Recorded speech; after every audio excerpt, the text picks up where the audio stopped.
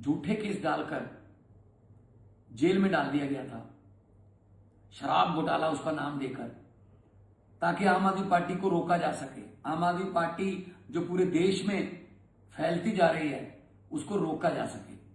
आज उसका फैसला आया है और सबको बरी कर दिया गया है। सच का सूरज निकला है।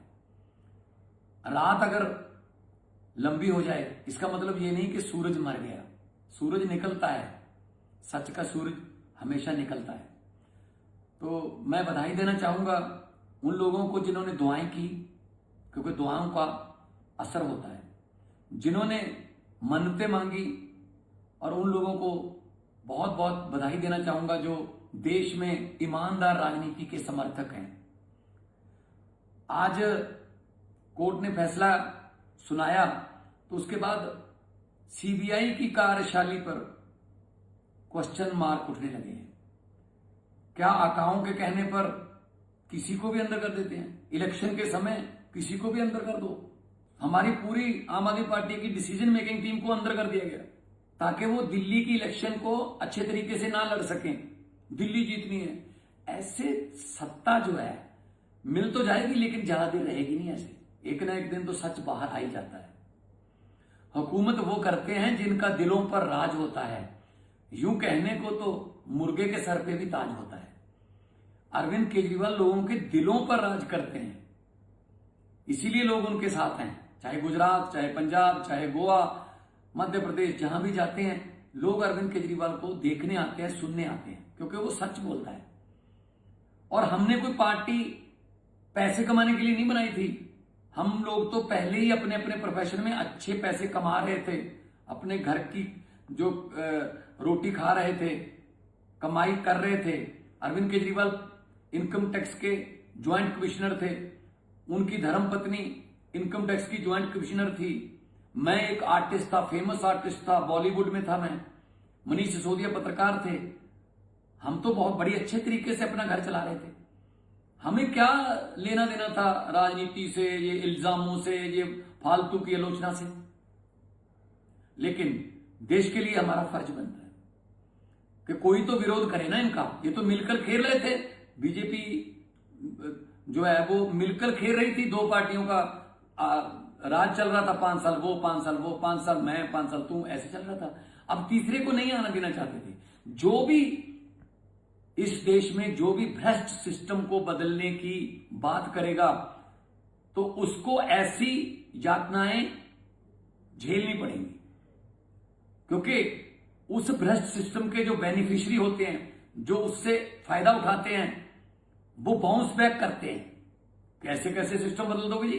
अंदर कर दो इनको, चलो जीत गए जीत गए। अब तो एसआईआर कितना बवाल देश में हो रहा है उस पर कि अपनी ही जनता बना रहे हैं। बीजेपी वाले अपनी जनता ही बना रहे हैं कि हमें आम पब्लिक की जरूरत नहीं है वोट के लिए। जो पहले थोड़े बहुत हाथ जोड़ते थे इलेक्शन के समय, वो भी जरूरत नहीं रही। हरियाणा में वोट डलवाकर 5 दिन के बाद महाराष्ट्र में वोट रखे, उनको रेलगाड़ियों में भरकर महाराष्ट्र ले जाओ। महाराष्ट्र के बाद बिहार के वोट रखो, वहां बिहार में ले जाओ, बिहार से असम ले जाओ। अपनी ही जनता लेके घूम रहे हैं देश में। ये लोकतंत्र के लिए बहुत ही खतरनाक है। मोदी साहब, अमित शाह जी, आप सत्ता चाहते हो, राज करना चाहते हो, खुशी से करिए, लेकिन देश की समस्याओं को हल करके लोगों का दिल जीत कर वोट लीजिए, दिल जीत कर खुद जीतिए। बिजली की समस्या पूरे देश की, बेरोजगारी पूरे देश की सबसे बड़ी समस्या, गरीबी, महंगाई, शिक्षा, स्कूलों का बुरा हाल है, सड़कें, इंफ्रास्ट्रक्चर, उसकी कोई बात नहीं करता। आप लोग नफरत की, धर्म की, और इसकी पार्टी तोड़ दो, इसका निशान ले लो, इसकी पार्टी का निशान फ्रीज कर दो, चुनाव चिन्ह छीन लो, पहले इल्जाम लगा दो 17,000 करोड़ का, फिर उसके बाद उस बंदे को डिप्टी सीएम बना दो, अपनी जो वॉशिंग मशीन है उसमें धुल गया वो, अब ठीक हो गया है। मतलब हद है। ऐसे विश्व गुरु बनोगे क्या? अरविंद केजरीवाल कट्टर ईमानदार बंदा है।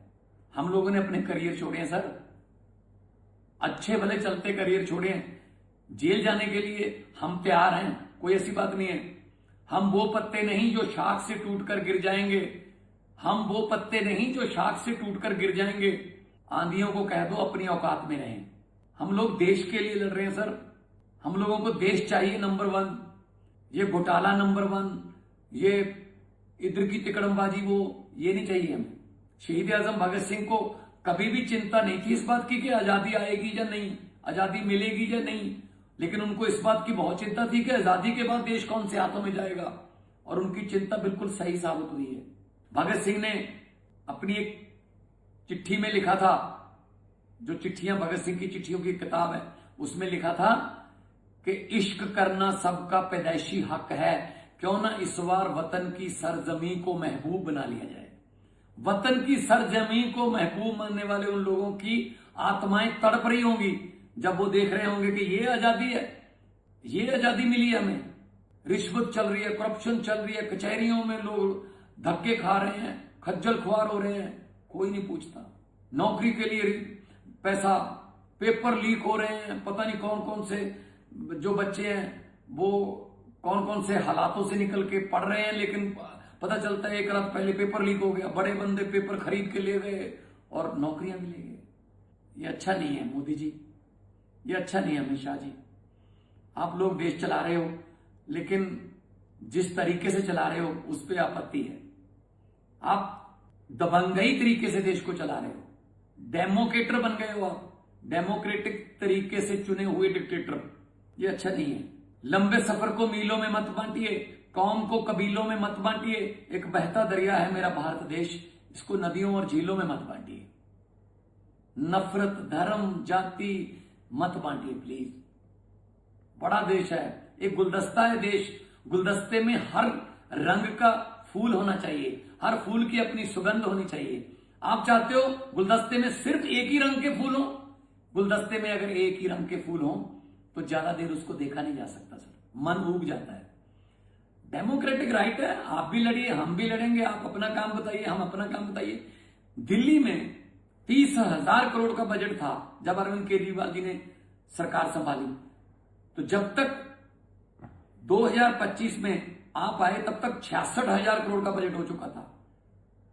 बिजली भी दिल्ली में फ्री मिलती थी, स्कूल बहुत अच्छे हो गए, लोग प्राइवेट स्कूलों से बच्चों को निकालकर सरकारी में दाखिल करवाने लगे, सरकारी में भर्ती करवाने लगे।